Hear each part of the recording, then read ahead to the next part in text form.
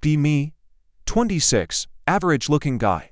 Work as a delivery driver, nothing special about my life. One day get assigned a route through a fancy neighborhood. Big houses, expensive cars, the whole deal. Pull up to one house, ring the doorbell, woman opens the door. Early 30s, designer clothes, perfect makeup.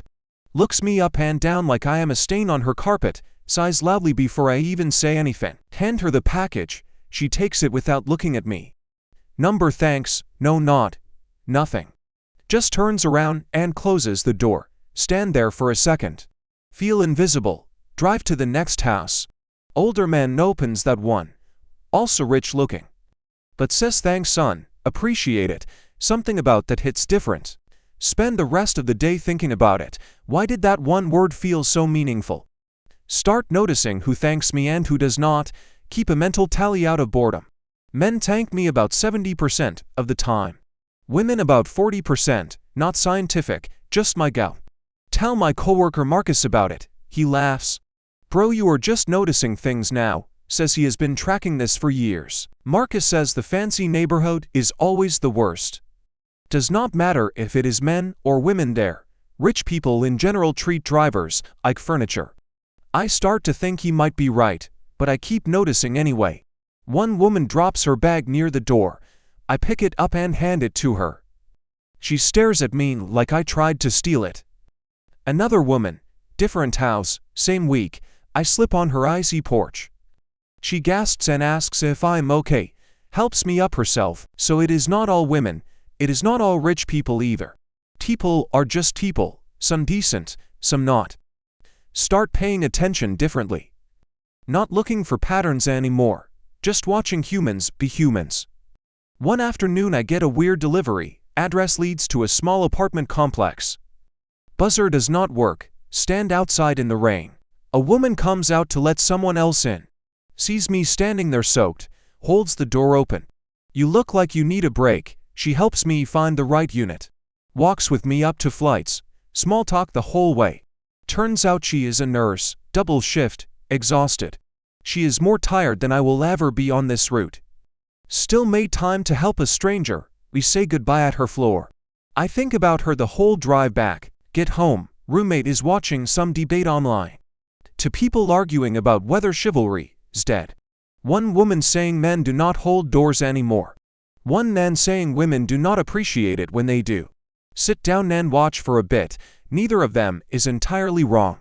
Neither of them is entirely right. They are both performing for the camera. Roommate asks what I think. I tell him about the nurse. He says, see, that is a real woman. I tell him that is a weird way to put it. He gets defensive. I just mean she was nice. I say lots of people are nice. He says not as many as there used to be. We end up arguing for an hour, not really about women. About whether people in general have gotten worse. Decide nothing and go to bed. Next week I get a new coworker on my route. Young woman, maybe 22, name is Priya. First day on the job, nervous energy. I show her the ropes, which houses have dogs, which buzzers are broken. She takes notes on her phone like a student. Determined to get it right, at lunch she asks me something. Do customers treat you differently because you are a man? I pause. Nobody has ever asked me that before. Tell her about my tally. She laughs but then gets serious. They treat me differently too, but I think for different reasons.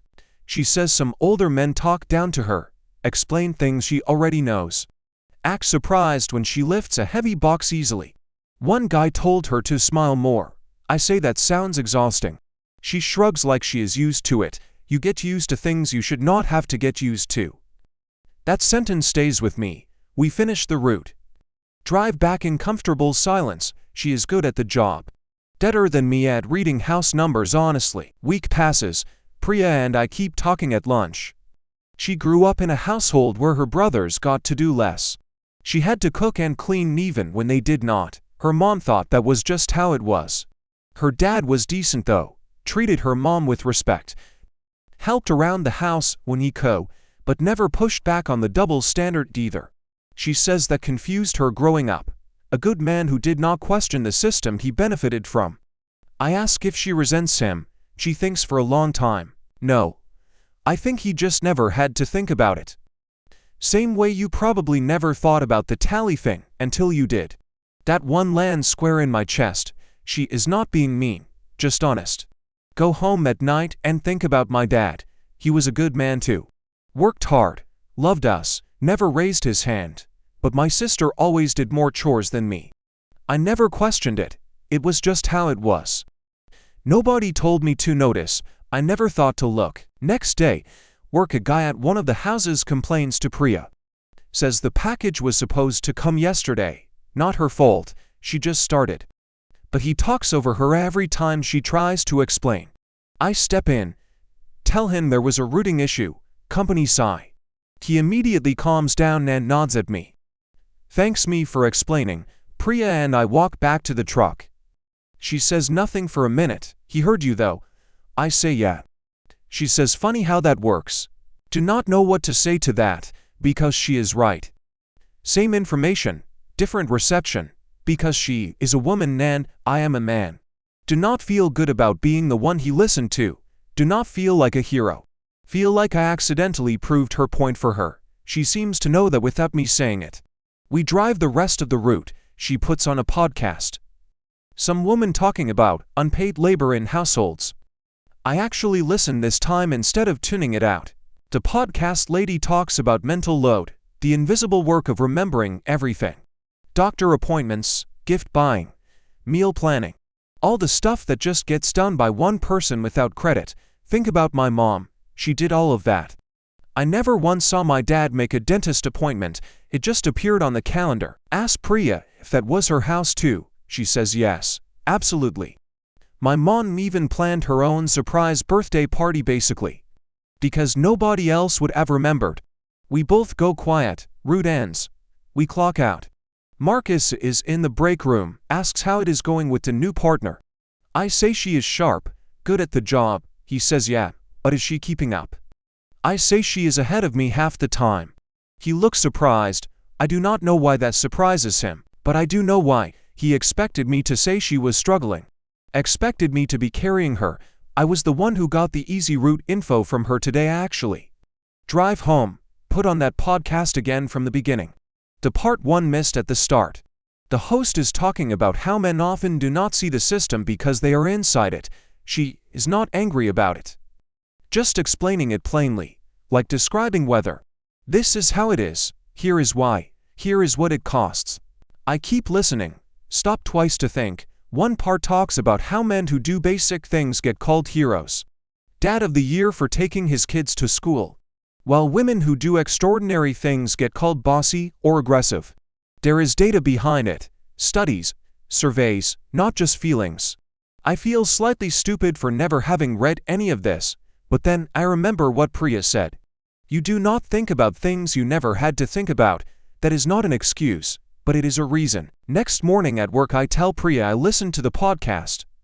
She raises an eyebrow, the whole thing. I say yes. She smiles like she did not expect that. We talk about it over coffee.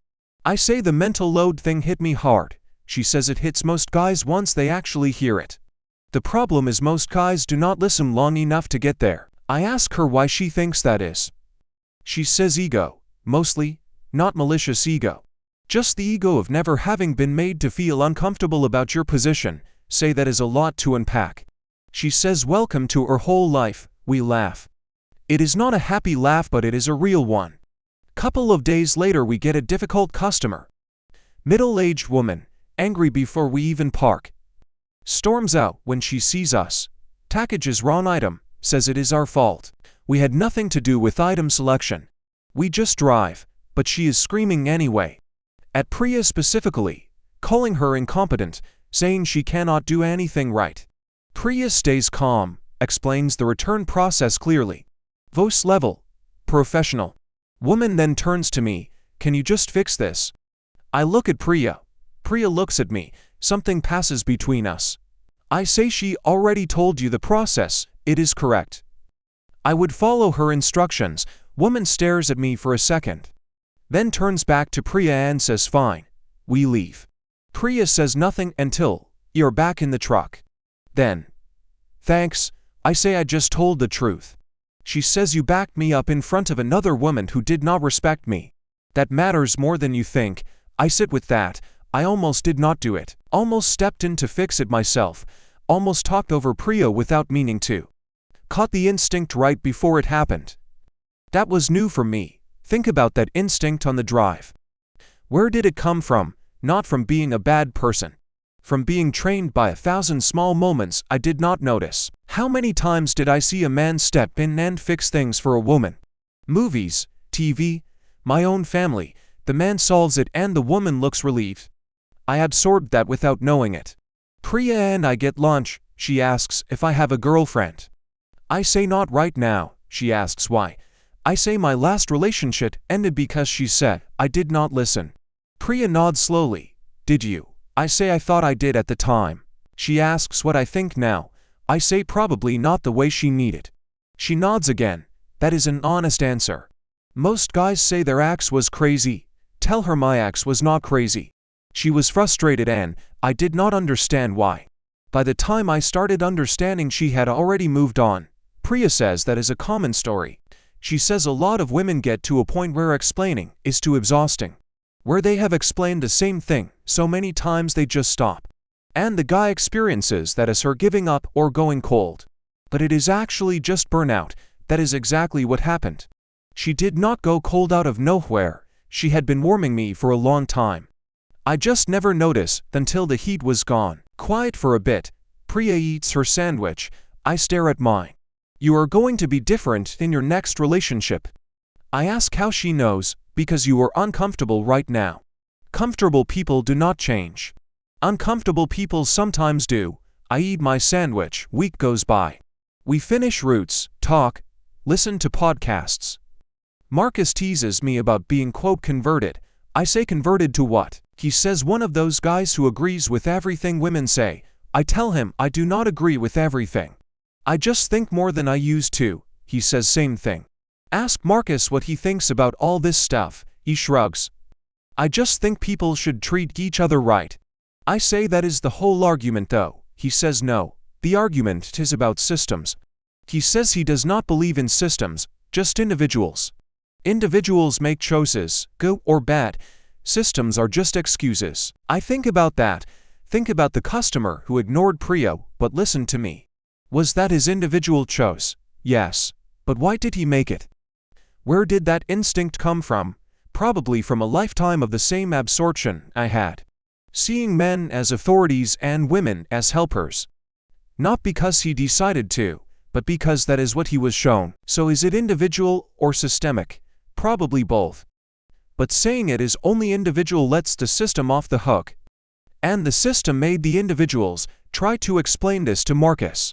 He half listens, half scrolls his phone. Says deep thoughts for a delivery guy.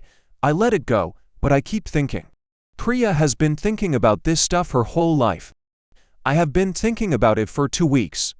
And I already feel like I am seeing differently. Imagine what another year of this feels like. Imagine growing up in a house where you had to think about it. Where it was survival to understand the system. Where not understanding it meant being crushed by it. Get it now why she is so good at reading people. It is a skill you develop when you are not the default. When you cannot assume the room is built for you, you learn to read the room to survive it. Route is almost done for the week, Friday afternoon.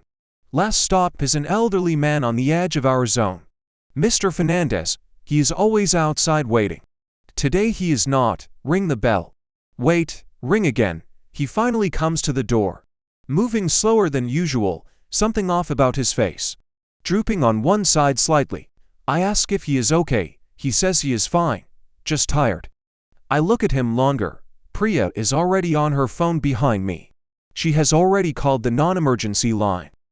I did not even think to do that. I was still deciding if I should say something. She had already acted.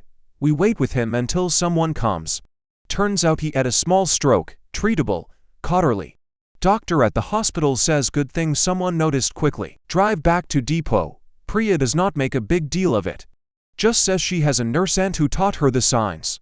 Filed it in her head just in case. I think about Marcus saying, systems are just excuses. Think about how Priya noticed and acted in seconds. Think about how I hesitated, not because I do not care. Because I was never taught to look, she was. Different preparation for different realities. Individual choice, shaped by a lifetime of context. Clock out, Priya waves from the parking lot. She has plans, she says.